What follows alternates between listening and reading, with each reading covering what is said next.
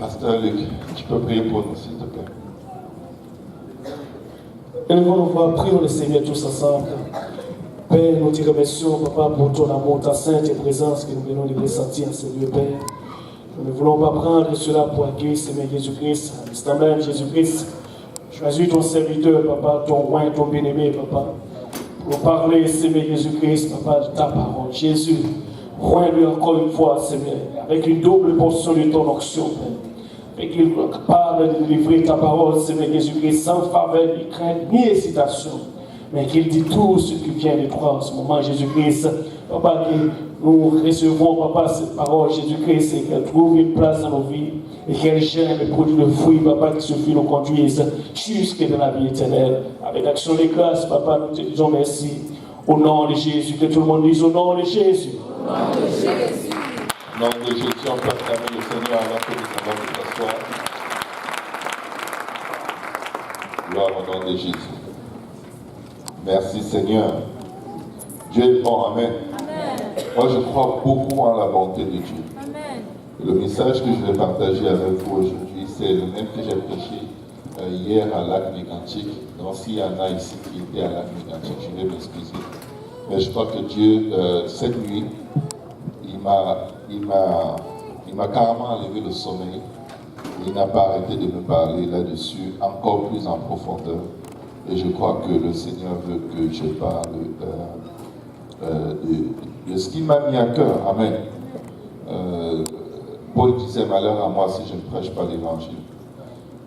Amen. J'ai besoin de votre patience. Amen. J'ai besoin de votre bonne disposition de cœur. Parce qu'au terme de ce message, si quelqu'un est sauvé, alors ce qui devait être fait a été fait. Et nous rendons grâce à Dieu. Amen. Gloire au nom de Jésus. Alléluia. On va parler aujourd'hui de l'amour inconditionnel de Dieu. Est-ce que quelqu'un s'est déjà demandé pourquoi est-ce que Dieu m'aime? Je demande, il m'aime pourquoi? Est-ce qu'il s'est trompé? Ou alors il ne m'aime pas, mais je crois qu'il m'aime. À force de l'entendre, je finis par y croire. Mais est-ce que vous avez déjà eu l'impression que Dieu vous a déjà rejeté? Donc vous ne vous sentez que c'est fini là. Vous l'avez trop énervé. Il a dit bon, ça suffit. Je viens de dire quelque chose aujourd'hui. Dieu ne t'a pas rejeté. Je ne sais pas qu'est-ce que tu as fait, mais je peux te garantir, Dieu ne t'a pas rejeté. Tu sais pourquoi? Dieu va t'aimer jusqu'à la dernière seconde. Il ne va jamais, jamais, jamais arrêter de t'aimer. La Bible parlait des gens qui sont réprobés. Amen.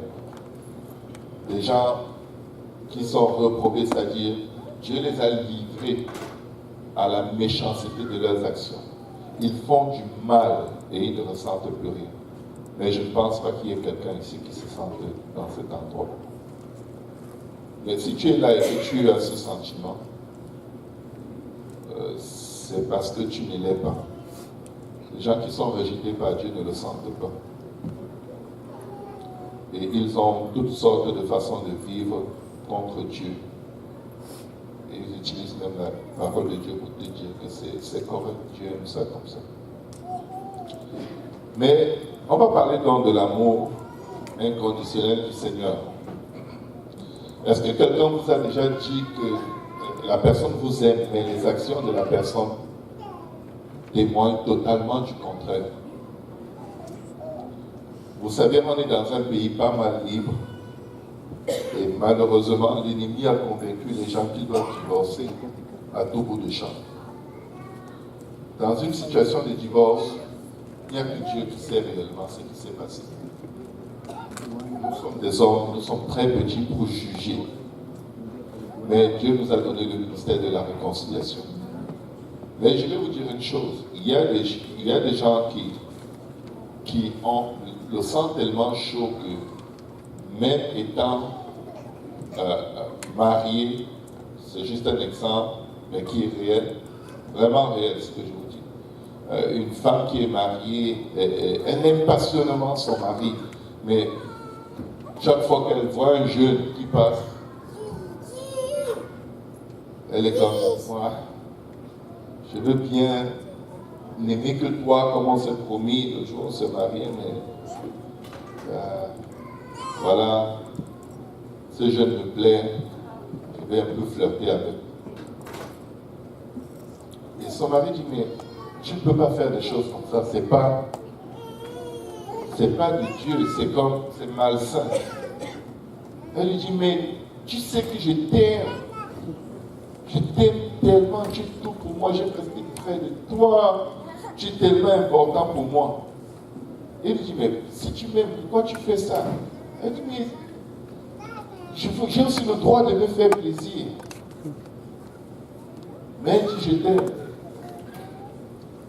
Et là, l'homme découvre que sa femme le trompe, pas avec une seule personne, avec environ 7 personnes, depuis une bonne période. Mais quand il la confronte avec les preuves, elle commence à pleurer, je t'aime, c'est toi que j'aime. Je voulais juste m'amuser, mais c'est toi que j'aime, je t'aime tellement. Tu es le père de mes enfants, tu es ceci, tu es cela. À votre avis, si vous êtes à la place de cet homme, comment est-ce que vous allez prendre cette chose? Est-ce que vous allez croire que la personne vous aime? Parce que la personne dit de tout son cœur, avec beaucoup de larmes et beaucoup d'émotions, qu'elle vous aime. Alléluia. Moi, je vous parle de la vraie vie. Ce n'est pas des histoires inventées. Ça, c'est la vraie vie. C'est les choses qui se passent autour de nous. Ça se passe de homme à femme, de femme à homme. Je t'aime, tu es tout pour moi. Dès que la personne n'est plus là, c'est quelqu'un d'autre qui devient tout pour moi. C'est dur. Mais je vais vous dire, il y a des gens qui supportent ça. Oui, c'est ça. Tu n'as pas vu? Non, je n'en ai pas. Il y a des gens qui sont bons et je te comprends. Ou peut-être que tu proposes que tu fasses ça, parce que j'ai appris ça. Ok. Ça, je pense que c'est... J'ai entendu quelqu'un faire. Qui a c'est très fort. Sa lèvre a failli se couper. On a des bandages dans c'est des choses douloureuses. La douleur qu'il y a dans une telle relation, vous ne pouvez même pas la décrire. C'est comme ça qu'on enlève toute la substance de vie. Quand tu aimes une personne qui te traite comme ça, tu es décomposé. Tu es dans ta maison avec ton mari. Chaque fois tu le trouves sur Internet en train de regarder la pornographie. Il te dit, oh non, je t'aime, tu sais que c'est toi, j'aime. Ça, c'est juste les images. C'est juste les images. C'est toi que j'aime. C'est juste pour me stimuler.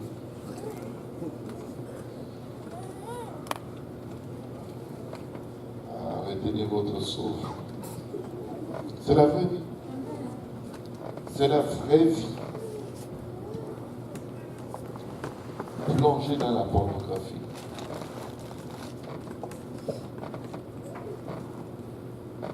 Et venant dans la maison de Dieu, ce n'est pas que ceux qui regardent la pornographie n'ont pas de place dans la maison de Dieu. Amen. Tous les malades ont une place à l'hôpital. Tous les malades, qu'ils soient trans, gays, pas gays, qu'ils couchent avec des animaux, ils tombent malades, ils vont à l'hôpital. Et le docteur, quand il les traite, il ne les juge pas. Alléluia. Amen. Je viens dire à quelqu'un, Dieu ne te juge pas. Waouh. On est tellement habitué à entendre, alors Dieu va te tuer, Dieu va te démolir. Que quand on te dit Dieu ne te juge pas pour ça, là, c'est comme un choc. Non, non, non, non, non. La loi dit, une femme prise en flagrant délit d'adultère, on doit la lapider. Toi, qu'est-ce que tu dis? Des fois, avant de commencer à condamner les gens, il faut s'observer soi-même. Il n'est pas question d'approuver le mal que les gens font. Mais il est question de se retenir, de s'abstenir, de porter des jugements, alors que vous ne pouvez sauver personne. Je n'ai jamais vu quelqu'un qui est venu devant moi me poser un problème d'une faiblesse dans sa vie. Je l'ai tellement jugé, tellement grondé que la personne a été délivrée. Non. J'ai tellement crié sur la personne que Dieu a effacé son péché. Non. Dieu nous aime.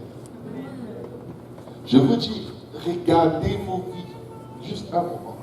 Faites une rétrospective du nombre de choses que vous avez fait que personne ne connaît. Et vous êtes aujourd'hui en train d'adorer Dieu. Et Dieu ne vous a pas exposé. Et Dieu ne vous a pas dénoncé. Prenez juste un moment, observez-vous les paroles que vous dites dans vos cœurs, en ce moment même, les blasphèmes, les critiques, les jugements, les têtes dures, casse-noisettes, les rébellions, les décisions de peu importe ce qui dit, je ne veux rien savoir. Je ne l'aime pas. Je ne suis pas ton mari. Tu as besoin de lui. Aime Dieu. Si tu aimes Dieu, tu vas venir. Mais Dieu voit tout ça, l'éclair ne tombe pas sur vous. Il entend tout. Il ne vous tue pas selon ce qui est écrit dans la loi. Il y en a qui font la sorcellerie. De tous les temps, il y a toujours eu des gens, même dans la maison de Dieu, qui faisaient la sorcellerie. Dans le livre de Corinthiens, il y en avait qui couchaient avec les femmes de leur père. La Bible dit qu'il y a parmi vous des péchés qu'on ne trouve même pas dans le monde. Ah, c'est Dieu qui a dit. Je ne suis pas dans la vie de qui que ce soit. S'il y a une vie à laquelle je dois toujours regarder et examiner et pointer le doigt sur les moindres choses, c'est ma vie. Ta vie, c'est ton problème avec ton Créateur. Je vais te dire pourquoi souvent quand je prêche rêve. C'est parce que je veux que ça coupe tout ce qui peut éventuellement se trouver, même caché dans mes pensées les plus profondes. Je veux que ce soit exposé à la lumière de la parole de Dieu. Parce que je sais que si je me répands, Dieu va toujours me pardonner. Peu importe ce qu'il va découvrir en moi, je veux le déposer à l'autel avant de sortir de la maison de Dieu. Je ne veux surtout pas être un pharisien sadducéen. Avec des robes de souverain sacrificateur qui ramassent toute la poussière. Tu entres mort avec tes péchés cachés. Tu sors plus mort. Tu entres mort, tu sors tombeau blanchi. L'erreur qu'il ne faut jamais faire face à un Dieu qui t'aime d'un amour inconditionnel, c'est de lui cacher une faute. C'est de te défendre et dire, oh non, c'est parce que la chair est faible. Dieu sait que la chair est faible. Il te dit, reconnais ce que tu as fait parce que je t'aime pour rien. Tu n'as rien que tu peux faire pour gagner le cœur de Dieu. David était l'homme selon le cœur de Dieu à cause de Dieu, pas à cause de David. David a fait des péchés que beaucoup ici ne feront jamais. Et ils vont quand même se perdre. Et David est auprès du Seigneur. Parce que quand David avait quelque chose de mauvais en lui et que Dieu le révélait, même quand il ne savait pas, il dit, sors de moi et connais mon cœur. Il savait que tant qu'il va tomber entre les mains de Dieu, Dieu va lui pardonner. Parce que Dieu l'aime à cause de son nom. Ce n'était pas à cause de lui. Pour nous, nous l'appelons l'homme selon le cœur de Dieu. David ne s'est jamais appelé lui-même l'homme selon le cœur de Dieu.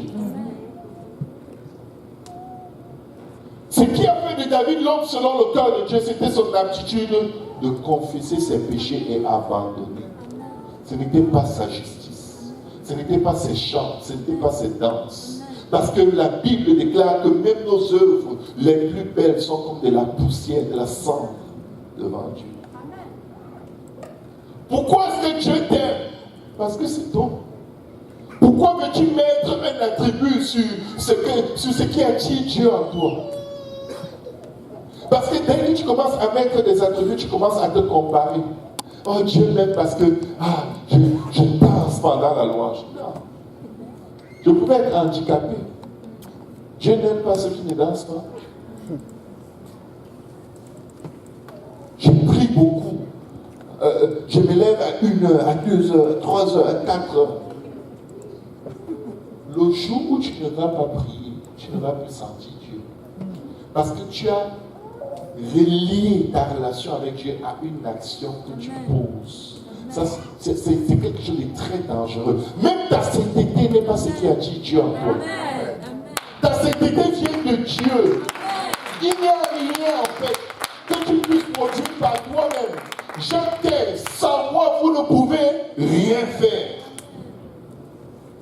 Pourquoi est-ce que beaucoup se retrouvent devant lui en ce jour-là? Ils disent, n'avons-nous pas chassé les démons en ton nom? N'avons-nous pas? Ce n'était pas ça le point. Je ne t'ai pas appelé sur la terre pour performer. Je t'ai appelé sur la terre pour que tu me fasses confiance avec tes défauts. Parce que le diable a résolu de te démolir, de faire de toi un hypocrite, un voleur, un impie, une bête sauvage, un animal qu'on ne peut même pas décrire. Mais moi, j'ai décidé de te faire porter mon nom. De faire de toi un sanctifié, un purifié, un lavé, gratuitement. Quand Jésus a quitté le ciel pour venir sur la terre, il n'avait aucune garantie que tu vas le suivre. La preuve, c'est que chaque jour, tu as un péché à confesser.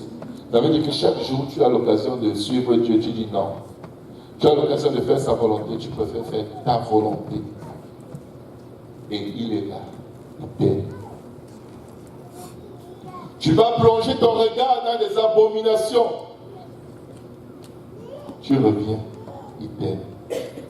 Tu vas passer le temps sur Facebook à regarder des visages que tu ne connais pas, à nourrir un esprit, un démon de curiosité qui a pris le contrôle de ton esprit. Tu viens dire pardonne-moi. Il te pardonne. Donnez-moi le nom d'un péché que vous pouvez faire, Dieu ne vous pardonne pas. Si vous venez sincèrement lui demander pardon. Quelqu'un m'a dit le blasphème contre le Saint-Esprit. Le blasphème contre le Saint-Esprit, c'est rejeter l'évangile. Il n'y a plus rien que Dieu puisse faire pour te pardonner. Il n'y a pas de pardon sans l'évangile. C'est pourquoi tu ne peux pas être pardonné de n'avoir pas reçu l'évangile. Soit tu le reçois ou tu ne le reçois pas et tu es condamné. Ceux qui croiront et qui seront baptisés seront sauvés, et ceux qui ne croiront pas seront condamnés. Le blasphème contre le Saint-Esprit, c'est refuser de croire. Mais croire quoi?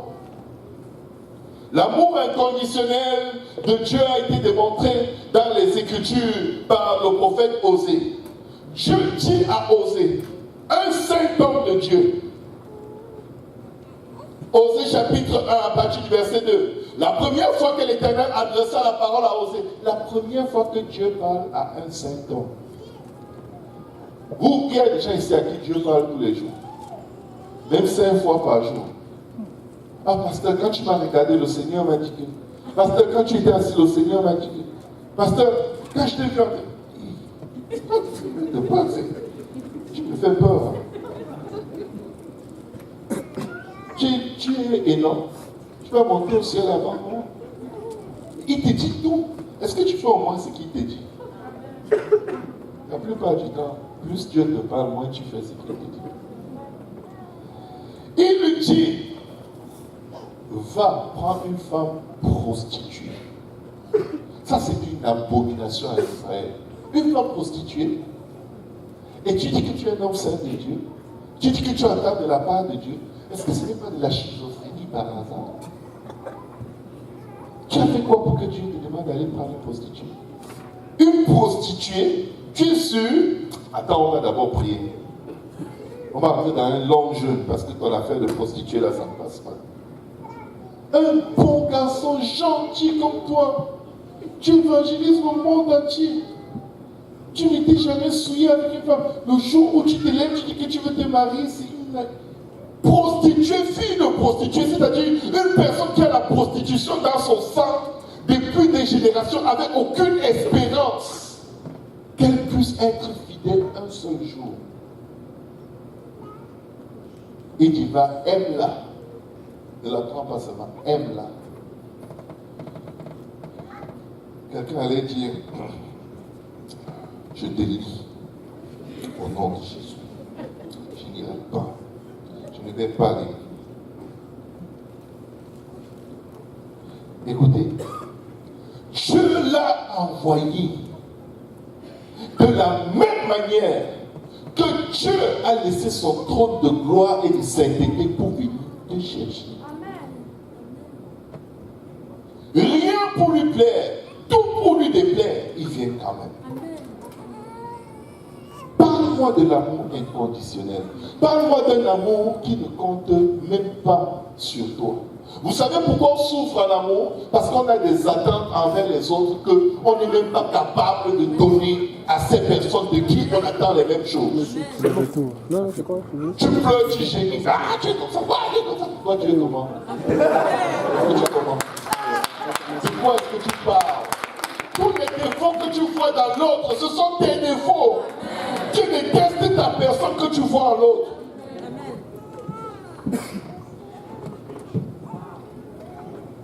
Alléluia. Amen. L'amour est patient. L'amour ne soupçonne pas le mal. Amen. Chaque fois que tu viens vers Dieu, Dieu ne soupçonne pas que tu vas repartir, faire le même péché. Pourtant, il est omniscient.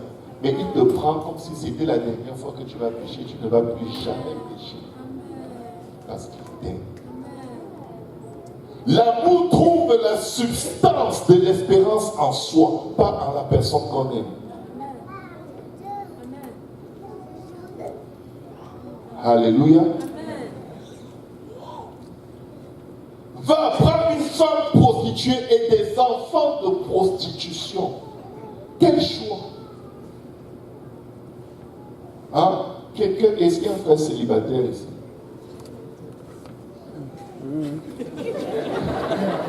Ils sont tous cachés. Qui remue son manteau pour se... Je ne veux pas t'envoyer à Sainte-Catherine chercher ta femme. Alléluia. Mais Dieu est capable d'aller à la rue Sainte-Catherine chercher une personne qui est dans la prostitution depuis 7 générations. Ils ne connaissent que ça. Dans mon pays, on a une tribu qu'on appelle les Banyangé. Elles ne peuvent ne pas se prostituer. Mais, au milieu d'elles, tu vas trouver des gens pieux qui se sont détachés de cette malédiction ancestrale pour servir de Dieu vivant et sur qui l'esprit de prostitution n'a aucun pouvoir. C'est des tribus où c'est la femme qui commande. Je vais essayer d'accélérer. Il alla et il prit Gomer, fille de Diblaïm. Elle conçut et elle lui enfanta un fils. Et l'Éternel lui dit, appelle-le du nom de Jisraël. Car encore un peu de temps et je châtirai la maison de Jéhu pour le sang versé à Jisraël. Je mettrai fin au royaume de la maison d'Israël. Je vais juste résumer cette histoire. Elle fait un enfant avec lui. Elle retourne se prostituer. Elle s'est tellement prostituée qu'il ne fallait plus la payer pour commettre des abominations avec elle. Elle payait les gens. Qui veut coucher avec moi, qui veut coucher avec moi, 5 $, 5 $, 10 $, 15 $, les enchères montent. Ça, c'était son niveau de prostitution. Je ne sais pas si ça correspond à acheter l'iPhone 8 et passer 10 heures de temps par jour dessus. Tu payes pour te prostituer, à plonger ton regard dans les choses du monde, du matin au soir. Et quand tu veux prier, tu ne sens plus Dieu. On dirait que ça ressemble à ça. Tu payes pour te prostituer. Tu utilises ton argent pour acheter tout ce qui va t'éloigner de Dieu. Ce n'est pas dans l'Ancien Testament. On est dans le Nouveau maintenant. On est dans le Testament d'aujourd'hui. Ton écran géant est plus géant que l'écran de l'église.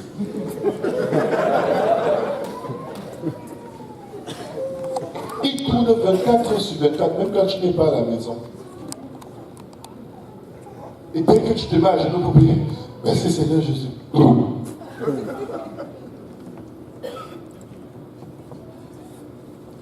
Et tous les jours, le Saint-Esprit te parle. Il te dit, je t'aime. Il dit, c'est pas grave. Vous savez, c'est dangereux l'amour inconditionnel.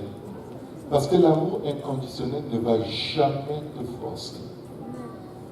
Et l'amour inconditionnel peut te disposer à être méchant. Vous savez, les gens qui disent, comment est-ce qu'on dit que ça, ce n'est pas Dieu. Dieu n'aime pas ça. Pourquoi est-ce que Dieu ne m'a jamais rien fait depuis que je fais ça? Vous savez que c'est comme ça que beaucoup de gens sont dans la maison de Dieu. Ils sont. On dit que ceci est mauvais. On dit que cela est mauvais. Pourquoi depuis que je le fais, Dieu ne m'a jamais rien fait? Donc, tu as mis une balle dans un revolver et tu tires. Comme ça n'explose pas ta cervelle. Tu dis, il n'y a pas de balle. Continue de tirer. Parce que finalement, elle s'est tellement prostituée qu'elle s'est vendue. Elle s'est vendue. Qui va m'acheter? Dieu dit à Osée, va la chercher. Il aurait pu dire, Seigneur, ça suffit. Dieu dit, va la chercher. Elle respire encore. Elle a encore le souffle de vie. Tu la laisses pourquoi? Est-ce que c'est toi qui te prostitues? Non. Alors, va la chercher. Ce n'est pas toi la prostituée, c'est elle. C'est comme ça que Dieu fait avec nous tous les jours. Dieu revient, jusqu'à ce qu'on prenne nos péchés comme étant, c'est pas des péchés, c'est sûr que c'est pas grave. Vous savez ce qui s'est passé? Un jour elle est partie, elle est morte. Peu importe l'amour qu'il avait pour elle, elle est morte dans la prostitution. Je viens dire à quelqu'un, l'amour inconditionnel de Dieu ne sauve pas. Amen. Dieu a tant aimé le monde qu'il a envoyé son Fils unique afin que quiconque croit en lui ne périsse pas, mais qu'il ait la vie éternelle. Pour avoir la vie éternelle, tu dois recevoir la vie éternelle. Amen. Cette femme n'est jamais venue dire au prophète, mon mari, j'ai une faiblesse qui domine sur moi. Aide-moi. Prie pour moi que Dieu me délivre. Jamais. À l'image d'Adam et Ève. Ils ont péché. Et tout ce qu'ils savaient faire, c'est fuir et se cacher. Si tu es dans la maison de Dieu aujourd'hui et tu es en train de cacher des péchés dans ta vie, tu es en train de te détruire alors que Jésus est venu prendre tes péchés. Il n'est pas venu te condamner. Il n'est pas venu te juger. Il est venu pour que tu lui donnes tout ce qui est de mauvais en toi. Il n'y a personne qui s'est tenu ici et dit, Jésus, pardonne-moi pour telle chose. Et Jésus lui a dit, fiche-moi le camp. Lève ta main s'il a déjà fait ça. Si tu entends une voix comme ça, ce n'est pas ton Dieu. C'est le diable. Il va tout te pardonner. Et ce qui va nous tuer, c'est de ne pas lui donner nos péchés. La seule chose qui va t'envoyer en enfer, c'est que tu refuses de donner à celui qui a payé, parce que tu es en train de faire de l'escroquerie. Il a déjà payé, ça lui appartient. Son sang a été versé pour ça. Ne retiens pas ce qui te détruit. Confesse-le à Dieu jusqu'à ce que tu sois dégoûté et que tu n'aies plus la force de faire ce péché. Tu m'as dit, mais pasteur, même si je confesse, je recommence. Confesse encore.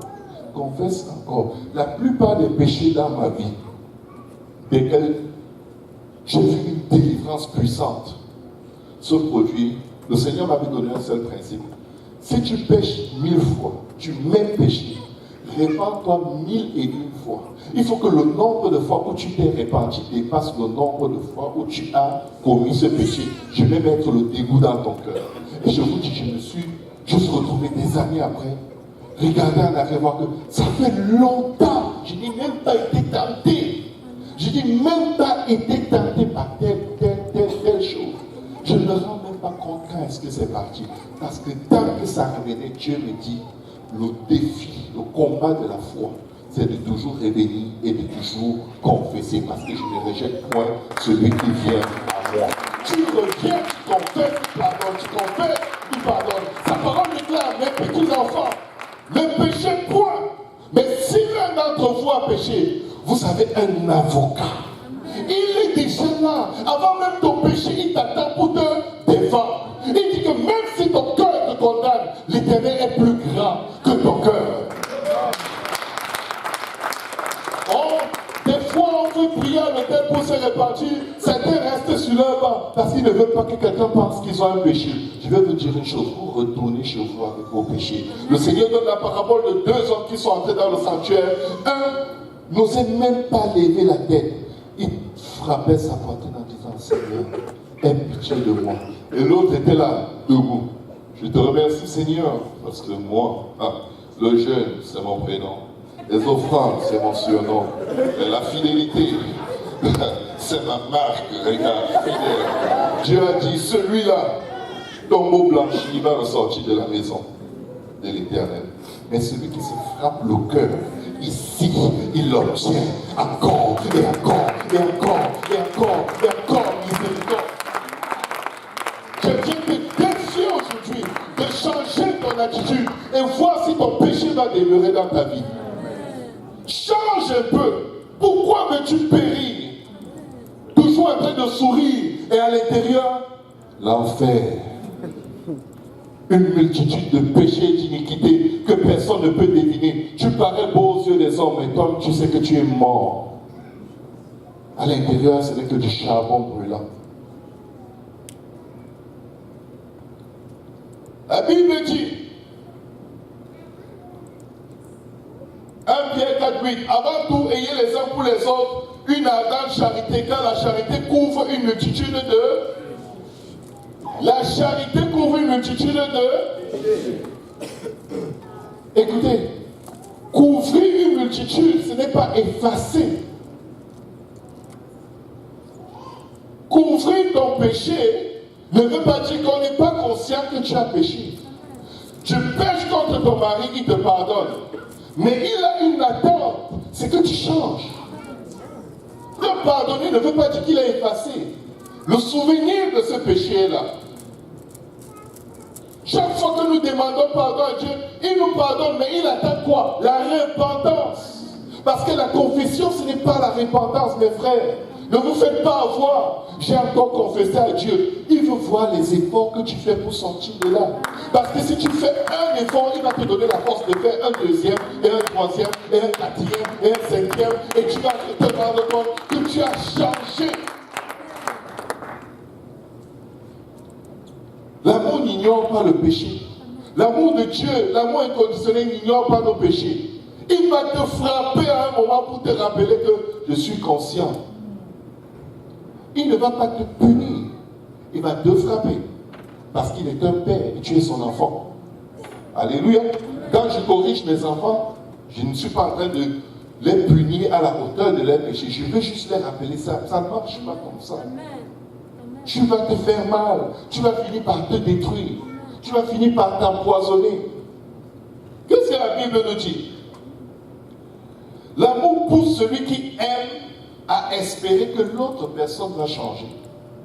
Mais sans s'accrocher sur le fait que la personne change ou pas. Tu espères, tu remets entre les mains de Dieu. Tu ne condamnes pas la personne immédiatement. Tu te tournes vers le seul qui est capable de changer le cœur de l'homme. Le psaume 103, verset 10 à 17 nous dit, il ne nous traite pas selon nos péchés, il ne nous punit pas selon nos iniquités. Beaucoup prennent ce psaume pour dire, vous voyez, même si je fais n'importe quoi, je suis sauvé pour toujours. Attention, ton péché va te tuer. Dieu te donne à manger comme il donne à manger à ceux qui sont sanctifiés. Il te donne à boire, il te donne les vêtements, il te donne une carrière, il te donne des femmes, des enfants. Il y a des méchants, les méchants à la puissance X qui sont à côté de toi, ils ont les mêmes miracles, les mêmes bénédictions que toi. Faites attention, la finalité de vos vies n'est pas la même. Pourquoi est-ce que Dieu ne nous frappe pas immédiatement? Dieu ne tarde pas dans l'accomplissement de la promesse comme beaucoup le supposent, mais il use de patience envers tous, ne voulant qu'aucun périsse, mais que tous parviennent à la repentance. L'amour de Dieu ne va sauver personne. Si Dieu te manifeste son amour et tu ne réponds pas à la repentance, c'est là où le salut s'installe. L'amour sans la repentance, il n'y a pas de salut. Elle ne s'est jamais repentie. La prostitution l'a tuée. Je vais vous dire une chose. Dieu avait envoyé Osée à l'image de ce qu'il était pour Israël. C'est le même principe avec nous aujourd'hui. Ce n'est pas parce que tu continues de faire ce que tu veux et rien ne t'arrive. Du moins tu penses. Le problème, c'est que ce qui est en train de t'arriver est plus dangereux que les choses visibles. Ce qui est en fait en train de t'arriver pendant que tu refais encore et encore et encore les mêmes choses, ton cœur est en train de s'endurcir. Et à un moment, ce ne sera plus un péché pour toi. Et le jour où ce n'est plus un péché pour toi, c'est comme si on t'a attaché une meule et on te demande de marcher sur l'eau. Tu es en train de couler. Tu es en train de couler. La Bible nous dit, mais autant les cieux sont élevés au-dessus de la terre, autant sa bonté est grande pour ceux qui le craignent. Nous devons avoir la crainte de l'Éternel, peuple de Dieu. Ne pas la crainte du pasteur. De toute façon, si tu crains l'Éternel, tu vas craindre ton pasteur. Parce que l'amour est ce qui te donne la crainte. On craint parce qu'on ne veut pas décevoir quelqu'un dont on est conscient de l'amour. Alléluia. Quand tu réalises que quelqu'un t'aime beaucoup, tu n'as pas envie de faire des choses qui vont déranger la personne. Autant l'Orient est éloigné de l'Occident, autant il éloigne de nous nos transgressions. Comme un père a compassion de ses enfants, l'Éternel a compassion de ceux qui le craignent. Car il sait de quoi nous sommes formés, il se souvient que nous sommes poussière. Tu n'as aucun péché que tu vas confesser à Dieu qui va le surprendre. Tu as fait ça? Non, c'est pas vrai. C'était où? Quand? Avec qui? Oh non, encore. Non. Avant que tu ne pêches, il sait que tu vas pêcher. Il a dit à Pierre, Simon, Simon, Satan te réclame pour te cribler comme le froment. Mais j'ai prié afin que ta foi ne faillisse pas. Il est en train de dire à Pierre, Pierre, c'est pas grave, répands-toi seulement quand ça va arriver, ok? C'est ça qui a sauvé Pierre. Qu'est-ce qui a tué Judas? Pierre a trahi Jésus plus que Judas. Mais Judas, il dit, j'ai versé du sang innocent. Il retourne au temple, il rend l'argent. La Bible dit que quand il dit qu'il avait versé du sang innocent, il se repentit, mais sa repentance ne fut pas acceptée. Pourquoi est-ce que ta repentance n'est pas acceptée? Parce que toi-même, tu n'acceptes pas que Dieu te pardonne. Tu n'acceptes pas que son sang est suffisant pour effacer ton péché. Ce qui fait que tu n'as pas la foi dans le sang de Jésus et tes péchés ne sont pas pardonnés. La Bible dit, tous les prophètes rendent de lui le témoignage que quiconque croit en lui reçoit par son nom quoi? Le pardon des péchés. La première des choses pour laquelle le nom a été manifesté, c'est le pardon des péchés. Ce n'était pas pour chasser les démons. Chasser les démons, faire des miracles, n'était qu'une démonstration que ce nom-là est vraiment puissant. Alléluia. La Bible dit au verset 15, l'homme, ses jours sont comme l'herbe, il fleurit comme la fleur des champs. Lorsqu'un vent passe sur elle, elle n'est plus et le lieu qu'elle occupait ne la connaît plus. Mais la bonté de l'Éternel dure à jamais pour ceux qui le craignent et sa miséricorde pour les enfants de leurs enfants. Parce qu'il ne nous juge pas selon nos péchés, ne nous punit pas selon nos iniquités. Il nous laisse vivre malgré le châtiment que nous méritons tous les jours. Parce qu'il espère. Je vais tellement être bon envers eux qu'ils ne vont plus faire ce qu'ils font. Quand tu te rends compte de la bonté que Dieu a eue, écoutez, nous étions dans le monde, on vivait dans la débauche. Quand je me suis rendu compte, j'avais, je ne sais pas, 15 ans, que mais j'aurais même pu avoir le sida. Vous savez, même si Dieu te pardonne ton péché, ton sida reste. Moi, le sida, quel sida? Non, Seigneur, tu vas me sauver. Tu vas me changer. Dieu ne veut pas que tu... Non, ne veux rien savoir. La chair est faible de quoi? Sida. Non. Tu dois me changer. Tu dois me changer. Tu dois me changer. Je ne veux rien savoir des maladies qui calent sur le corps.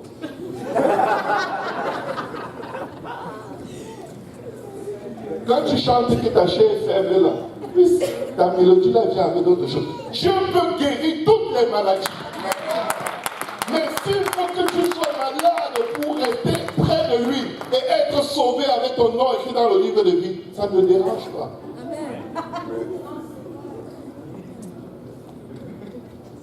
Donc, peut-être c'est le dernier avertissement pour quelqu'un aujourd'hui. Je sais de quoi je parle. Et je ne sais pas pourquoi je le dis, mais je sais que ce que je dis est vrai. Peut-être qu'il est en train de te dire, le prochain coup, la balle va sortir. Le revolver n'était pas vide.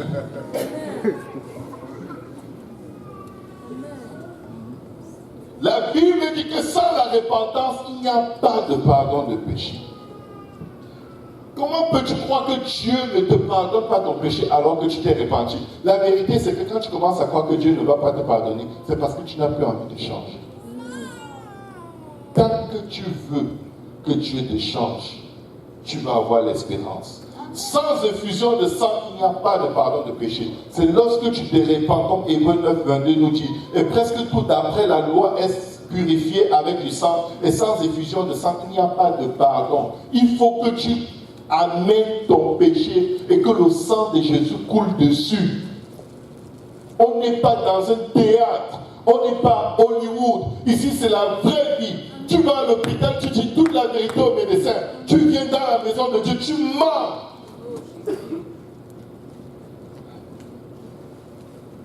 C'est vraiment de la paranoïa. Pour que le sang de Jésus efface ton péché, il faut que tu en parles. Pourquoi tu ne parles pas de ce que tu as fait? Oh Seigneur, vraiment, éloigne-le de moi. Non, Seigneur, j'ai péché, j'aime ce péché-là. Je l'aime, ça me dépasse. Quand j'y pense même, j'ai envie de plonger dedans. Est-ce que tu peux me répéter? Parce que je ne suis pas capable. Ok? Tu es Dieu, non? Voici un cas difficile alors. Fais-le! Fais-le! Tu as dit que tu peux tout, non? Voici, voilà. On fait comment? Je vous promets, si vous êtes honnête comme des petits enfants comme ça, il va vous délivrer. Quel que soit le péché, il va vous délivrer. Il vient dans le cœur. Il dit, je retirerai de vos cœurs la pierre. Je mettrai en vous un cœur de chair. J'écrirai ma parole sur vos cœurs. Et je ferai en sorte que vous gardiez mes commandements et que vous enseigniez mes lois. Tout nous vient de lui. Si tu te crois plus saint que ton prochain, tu es déjà plus impur que lui. Il n'y a aucune gloire en Jésus. Toute gloire lui revient. Toute couronne lui revient. Toute honneur lui revient. Hey, toute félicitation, toute louange appartient à notre Dieu. Approchons-nous donc avec assurance du trône de la grâce, peuple de Dieu. Je viens supplier quelqu'un. Arrête d'être fait. Arrête d'être faux. Arrête d'être une carapace de pourri. Si tu lui dis que tu sens, ça te fait quoi? C'est quoi ton problème? Tu vas venir embrasser Jésus et aller en enfer? Comment tu peux t'approcher si proche de Dieu et tu es toujours en train de faire le théâtre? Tu as échoué, on t'a vu aujourd'hui. Dieu t'a vu. Il y en a qui regrettent d'être venus à l'église aujourd'hui. Œuvre pourrie. Ça paraît beau, hein? Dès que tu places pour faire l'omelette. Approchons-nous donc avec assurance du trône de la grâce. Pourquoi? Afin d'obtenir miséricorde. Il te garantit qu'il va te pardonner. Il te garantit. Il n'est pas là pour te condamner. La miséricorde, c'est t'épargner de la colère, du châtiment que tu mérites. Il te dit que si tu t'approches avec assurance, tu sais qu'il va le faire. Il va le faire. C'est tout ce que ça prend. Et il sait que tu peux recommencer.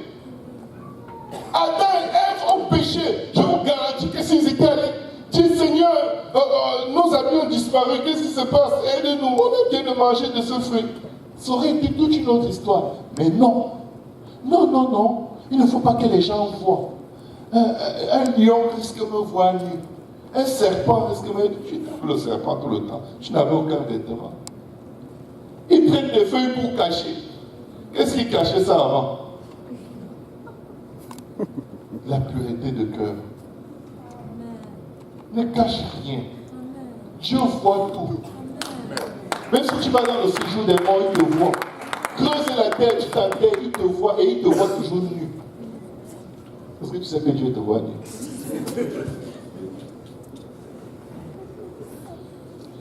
Pour obtenir miséricorde et trouver grâce, nous sommes sauvés par la grâce au moyen de la foi. La foi, c'est cette assurance que tu as. Alléluia. Pour être secouru dans nos besoins. De quoi as-tu besoin? De quoi as-tu besoin?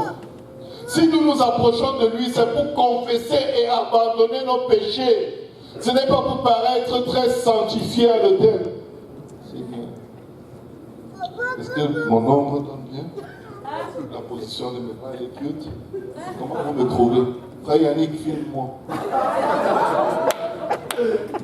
Tu rentres chez toi, tu te regardes comment tu étais à l'hôtel pour voir si tu pleurais de façon très esthétique. Tu as raté ta carrière. Si nous nous approchons de lui, c'est pour confesser et abandonner les choses que personne ne voit et qu'il nous révèle à notre propre sujet. Parce que si nous les gardons, ça va finir par nous séduire. On ne sentira plus que c'est mauvais et ça va nous détruire. Et tout le monde va être à ton funérail en train de dire c'était infidèle. Et tu vas être en train de dire pardon, taisez-vous. Plus vous dites des mensonges sur ce que j'étais, plus le feu chauffe ici. Il y a beaucoup de gens qui sont, si leur corps pouvait bouger pour dire aux gens arrêtez de faire vos compliments le jour de leur funérailles, je vous dis, ils gifleraient bien les gens.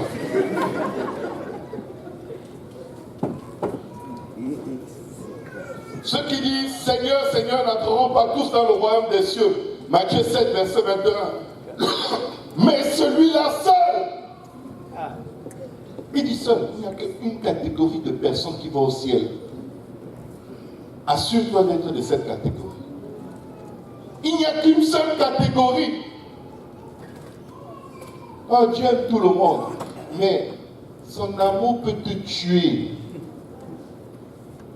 Vous devez souvent prier, Seigneur, frappe-moi si je m'éloigne. Ta houlette et ton bâton me rassurent. Sonde-moi et connais mon cœur. Si je marche dans la voie de la perdition, ramène-moi avec tout ce que tu veux dans la voie de l'éternité. Même si ça prend l'humiliation pourvu que mon nom soit écrit dans le livre de vie.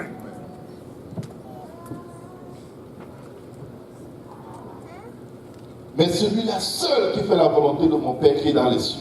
Plusieurs me diront bla bla bla bla bla. Et il vous dira Dieu ne me connaît pas. Il n'y a rien que tu peux dire à Dieu.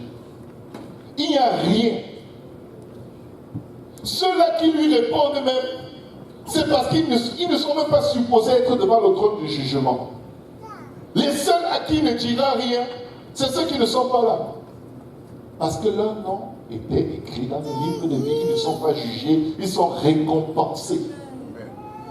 Quand tu commences à justifier ta marche avec Dieu par le nombre de choses que tu fais, tu es à côté.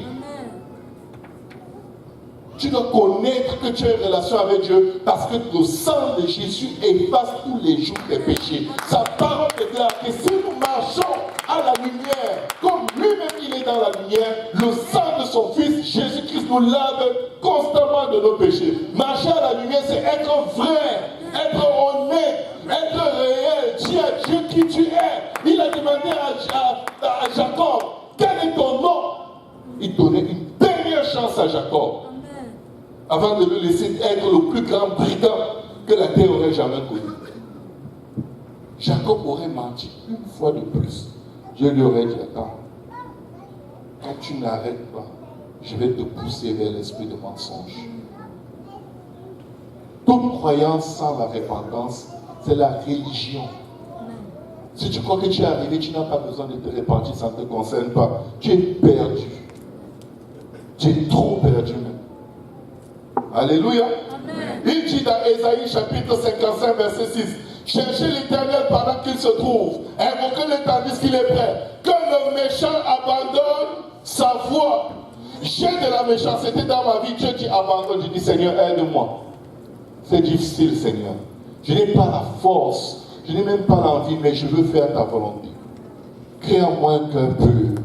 Crée en moi un cœur pur. Jésus, fils de David, aie pitié de moi. Change-moi. Ce n'est pas juste confesser et dire ouf, heureusement que j'ai confessé, il m'a pardonné. Non, demande à Dieu de te changer. Prends conscience que Dieu n'aime pas ça et ça ne doit pas rester comme ça. Comment tu peux vivre avec un homme toute ta vie, il ne te marie même pas, tu es toujours là, tu fais quoi là? Demander une femme en mariage, c'est comme le plus grand honneur, le plus grand respect qu'on puisse lui donner. Mais tu es tellement moins cher que s'il veut même partir parce que le Saint-Esprit le chasse, tu risques de le supplier avec l'argent, s'il te plaît, viens. Viens. Je vais encore m'écrire pour toi. Je vais encore bomber ma poitrine pour toi.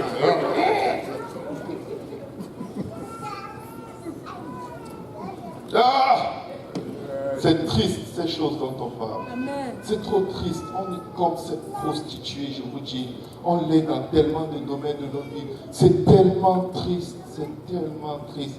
Le Seigneur est cet homme qui est trompé matin, midi, soir, abandonné, abusé. Il nous regarde, il a mal au cœur. Il t'aime. Il ne peut nous pas t'aimer parce qu'il est Dieu d'amour. Mais toi aussi, un petit effort. Dis-lui même quel est ton problème. Dis-lui au moins quelle est ta faiblesse. C'est quoi? Donc tu vas prendre pour acquis. Ah, il m'aime, il va me pardonner. Il m'aime, il va me pardonner. Ah, et la prochaine fois, tu vas être à 2 pas de l'église, l'autobus freine sur toi. Pouf, pendant ce temps. On dit l'ambulance a porté tel frère qui entrait. Il venait se moquer de Dieu une fois de plus. Waouh! Je ne suis pas méchant, je prêche. Est-ce que je peux prêcher comme Dieu le veut? Ces choses me concernent. Veille sur ton enseignement. Car en agissant ainsi, tu te sauveras toi-même. Et tu sauveras ceux qui t'écoutent. Si ce n'est pas bon pour vous, c'est bon pour moi. C'est bon pour moi aussi. Donc ne me refusez pas de prêcher sur mon âme. Ne me refusez pas de critiquer mon âme. De me parler à moi-même très sévèrement. Parce que je veux aller au ciel. Il y a plein de musulmans qui aimeraient connaître ce Jésus. Et ils n'ont pas l'opportunité. Parce que comment croiront-ils s'il n'y a personne qui prêche? Toi, on te prêche, matin, midi, soir, conférence après conférence, prédication après prédication. Tu retournes dans ta même boue, tu retournes dans la même boue et tu dis à Dieu, je sais que tu m'aimes, j'ai senti une émotion. Quelle émotion? Il n'y a pas d'émotion dans l'amour de Dieu. Il y a une émotion. Il a résolu de t'aimer jusqu'au bout. Si tu meurs, c'est de ta faute. Ça prend un peu d'honnêteté comme ça pour aller au ciel. Un petit, ça prend l'honnêteté des petits-enfants. Et dit, laissez venir à moi des petits-enfants, car le royaume des cieux est pour ceux qui les ressemblent. Tous ceux qui sont dedans, ils le disent.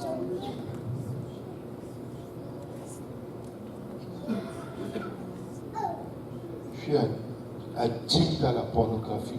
La dernière fois que tu t'es repenti de ça, c'est quand? Non, je n'ose plus lui parler de ça, il risque de se fâcher. Il risque de se fâcher. Donc tu préfères mourir avec de peur de parler, de peur qu'il se fâche. Il sait que tu es dedans. Satan te réclame tous les jours pour te tuer au milieu de ce péché. Et Dieu te supplie tous les jours, dis-moi, que puis-je faire pour toi? Que puis-je faire pour toi? Il y a un dernier verset que j'aimerais lire avant que on termine. 1 Jean 5, verset 14 à 17. Si nous avons auprès de lui cette assurance, écoutez, peuple de Dieu. Ça, c'est un verset biblique très abusé. Nous avons auprès de lui cette assurance que si nous demandons quelque chose selon sa volonté, il nous écoute. Les gars, j'ai besoin d'une voiture. Venez, avec assurance. On va s'accorder. Dieu va faire. Seigneur, et blablabla. Il parle des péchés. Il ne parle pas des voitures. Lisez la suite. On prie pour tout sauf pour la raison pour laquelle cette parole a été donnée. On s'accorde pour demander quoi que ce soit. Selon sa volonté, il nous écoute. La volonté de Dieu, c'est que nul ne périsse, mais que tous parviennent à la repentance. Le verset 15, s'il vous plaît, affichez-le. Et si nous savons qu'il nous écoute, quelque chose que nous demandions, nous savons que nous possédons la chose que nous lui avons demandé. Que devons-nous demander?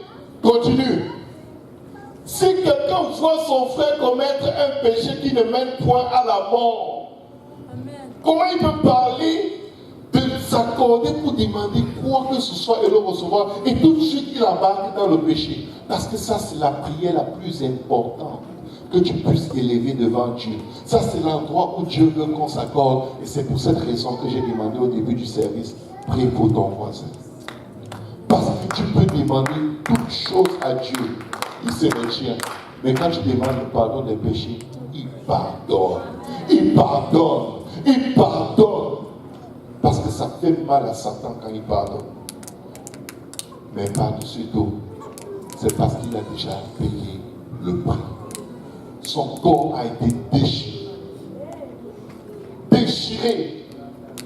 L'épaisseur, le trou de ses blessures est plus gros que la grosseur de tes plus gros doigts. Si quelqu'un voit son frère commettre un péché qui ne mène pas à la mort, qu'il prie et Dieu donnera la vie à ce frère. Il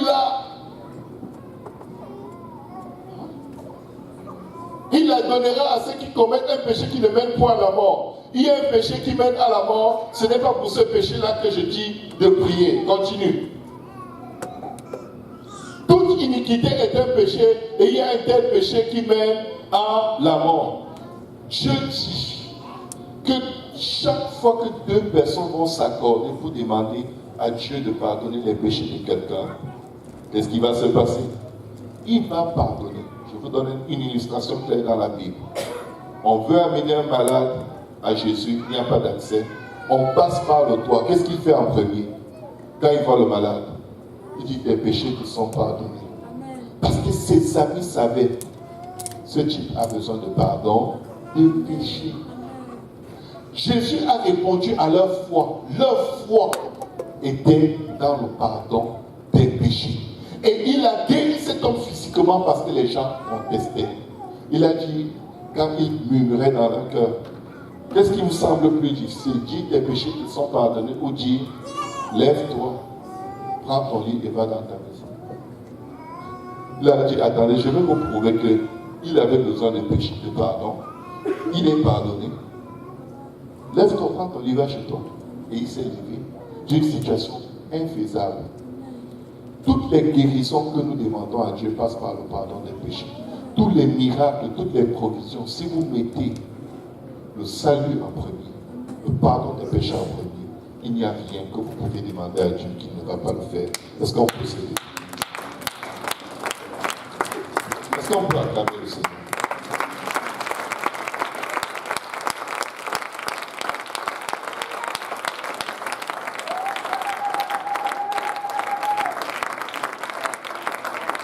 Non, la main de l'Éternel n'est pas trop haute pour sauver, ni son oreille trop éloignée pour entendre.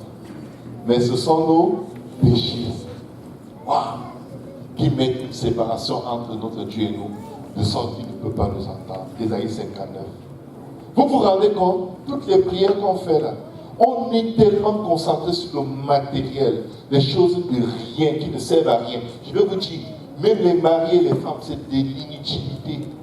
Je ne dis pas ça parce que je suis marié. Tout le monde n'est pas capable de supporter un mari ou une femme dans sa vie. Amen. Il y a des gens qui s'aiment trop, qui aiment trop leur cœur, leur façon d'être. Ils devraient rester célibataires parce qu'ils fatiguent Dieu avec leur mariage. Je vous le dis. Et je ne marche pas les mots. Dieu va être obligé de leur donner des leçons pour qu'ils se calment un peu. Si quelque chose est pour toi une occasion de chier, coupe-le. Tu sais, Dieu dit que même ton œil, tu devrais l'amputer. Mes frères, mes soeurs, on a le trône de la grâce. Partout, dans ton lit, dans ta chambre, partout, tu peux t'approcher pour obtenir grâce, recevoir miséricorde. Élevons nos voix, parlons à Dieu. Si tu es ici aujourd'hui et que tu n'as pas encore été baptisé au nom de Jésus, pour le pardon de tes péchés, nous avons les eaux de baptême. Jésus a dit dans Luc 24 que la repentance et le pardon des péchés soient prêchés en son nom à toutes les nations, en commençant par Jérusalem. Je t'invite aujourd'hui à être juste honnête.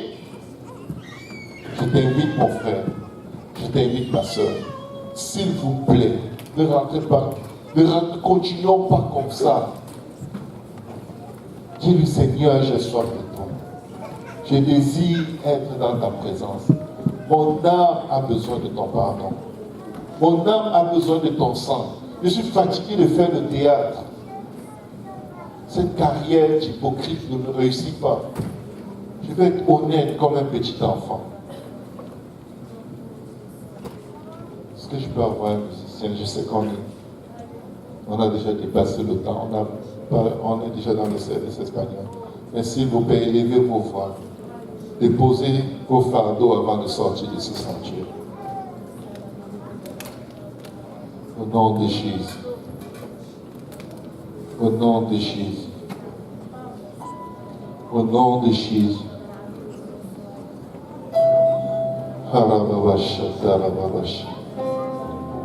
Demande-lui seulement d'enlever le péché. Il va prendre soin des autres situations de ta vie. Si tu gardes ces péchés, elles empêchent que Dieu t'écoute.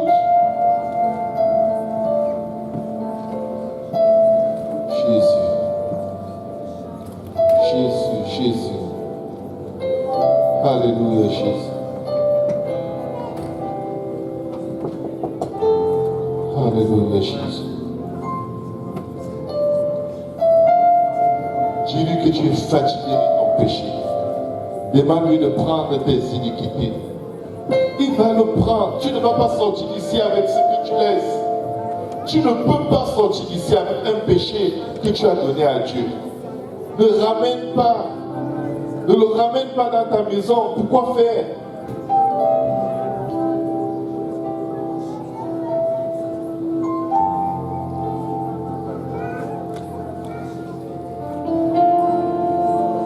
Jésus, pardonne-nous, Seigneur. Pardonne-nous, Seigneur. Pardonne-nous la distraction, Seigneur. La vanité, la recherche du vent, Seigneur. Papa, les calomnies, les haines, les jalousies, Seigneur. Papa, change nos cœurs. Jésus, fils de David, aie pitié de nous, Seigneur. Pitié de mon frère, pitié de ma soeur. Oh, Papa, délivre-nous de l'amour du péché, Seigneur. Délivre-nous de l'attachement, Seigneur, à nos iniquités, Seigneur Jésus. Aide-nous, Seigneur Jésus. Aide mon frère, Seigneur, à être honnête, Seigneur. Juste un peu d'honnêteté dans nos cœurs. Un peu d'honnêteté, ce n'est pas de la faute de notre prochain. C'est de notre faute, Seigneur, si tu ne peux pas nous entendre. Si nos prières ne peuvent pas monter à toi, c'est de nos fautes, Seigneur. C'est à cause de nos péchés, Seigneur. Pardonne, Seigneur. Pardonne, Jésus. Pardonne, Seigneur. Alléluia, Jésus. Si nous confessons nos péchés, il est juste et bon pour nous pardonner immédiatement et nous purifier immédiatement de nos péchés, de nos iniquités. Oh Jésus, délivre-nous du péché. Délivre-nous de la prostitution, de payer pour se prostituer, Seigneur.